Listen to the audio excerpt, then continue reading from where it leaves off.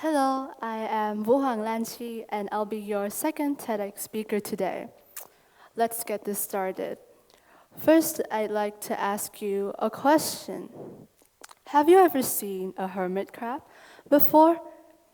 Well, it seems strangely fascinating at first glance the way it confidently carries itself and its shell across the sand with purpose. But what we often overlook, however, is the fact that the shell it's carrying now is not the shell that it started with. You see, unlike other crab, a hermit crab doesn't stay in one shell forever. As it grows, it will have to leave the shell it once depended on and move on to another one that accommodates its life changes. So, for a brief moment during that transition, it is left exposed and vulnerable in its new shell, no longer in the same safety and protection of its old one, and completely surrounded by the unfamiliar. Well, I think that us humans go through something similar sometimes too. If you look at me today, you might see someone ambitious, driven, or at least certain where she's heading. However, I wasn't always like this before. Imagine being taken out of the city you've been living in for years and thrown into a completely new environment with new people, a new house, a new school, a new city. Then suddenly you're lost, not knowing who you are anymore. That was also me. Two completely different versions, yet the better me is standing here on this stage giving a speech.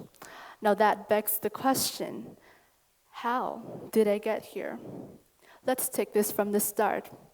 You see, last year's May, I had been living a perfectly comfortable, wonderful life in Hanoi, the capital of Vietnam, all the way across the country.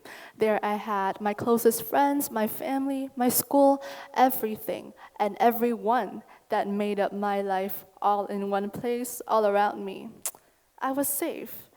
I was in that comfort zone. I loved my shell and I never wanted to leave. However, there will be a time when our crab's shell becomes too small, too unsuitable somehow.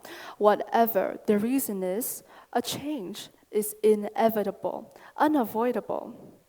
And so was my move to Ho Chi Minh City. Well, I remember when my mom sat me down to announce this change. She told me it was due to her work obligations, but I also gradually found out that my shell was never perfect in the first place. Turns out there had been underlying conflicts between my parents, but that is a story for another day. What I'm trying to say here is that I was in complete shock and denial of the fact that the shell I thought was flawless was flawed. I wanted to stay, but that wasn't an option. So the crab switched shells and I switched homes. I took that flight to Ho Chi Minh City, reluctantly. I started my new life, enrolled into a new school, moved into a new home. Everything was just strange and unfamiliar. Unlike before, it was only my mom, my brother, and I. The people were different, firstly, from the way they talk, their accent, to the way they act, to the way they live. You see, my peers here had another idea of fun, another kind of humor, another perspective of the world. I didn't exactly get along with that in the beginning. The school was also different, from the classrooms, the hallways, to the educational system. I guess that I'd been so used to participating in the same events, in the same competitions, that moving into a new school like Wellspring Saigon startled me. So amidst all of these changes, I kept wondering, where was the home that had all my family, the rest of my family that I love? Where were the friends who always made me laugh? Where was the classroom that I learned every lesson in? I didn't understand where that strong sense of character I once felt just went. I was stripped of my own identity, similar to how a crab might still feel naked in its own first new shell.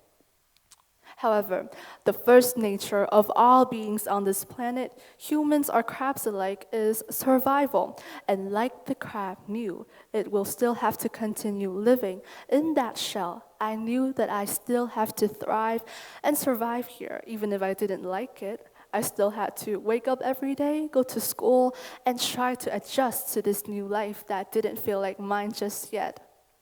It wasn't easy, to say the least. But something that helped me going was surprisingly music. I realized that I could still sit down, play the piano or the guitar the same way I could before I moved. Unlike all of those things that changed around me, my school, my friends, my family, my culture, it was something that stayed familiar. It reminded me that not every part of my identity had been replaced. So this brings us to the new me who wanted to discover parts of herself that felt missing. I got into more writing, more designing, photographing, even developed interest for areas like marketing and fashion. And the more I showcased this unique individual self, the more I actually got closer to my peers and the less intimidated I feel by this environment. It was as if this shell was becoming almost as safe as the old one. Not because I got used to my surroundings, but more because I knew who I am now as a complete being. This brings us back to the present. I once realized that now I'm a creator, I am a designer, a photographer, a writer. No matter how amateur, I have this part of identity to keep with me now wherever I go. I'm now the crab and not the shell.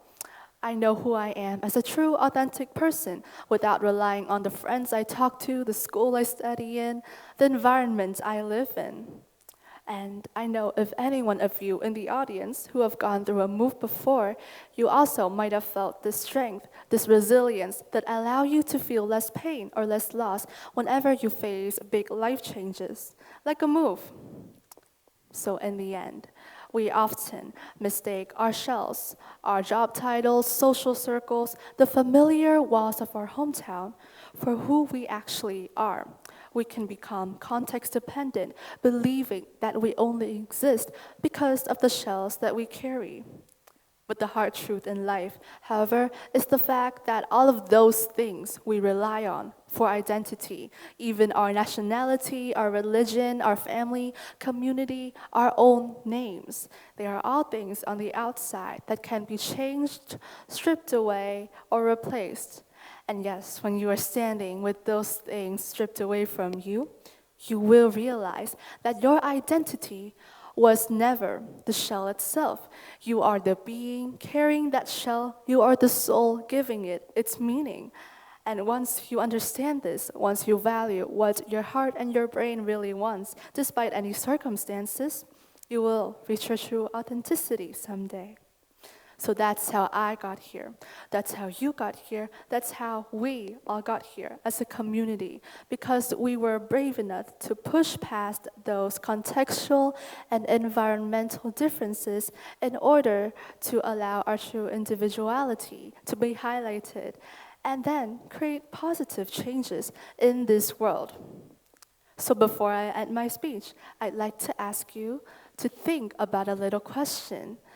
If all of those things you once relied on for identity, your, yes, nationality, religion, job, and academic expectations, your family, your school, all of those things were taken away from you, who would you be? What would make you stand out from the crowd? What values would you be able to bring to your world? And what would make you you? Well, I hope you have your answer, and if you don't, then maybe this is just the right time to figure that out for yourself. Thank you for your time and attention.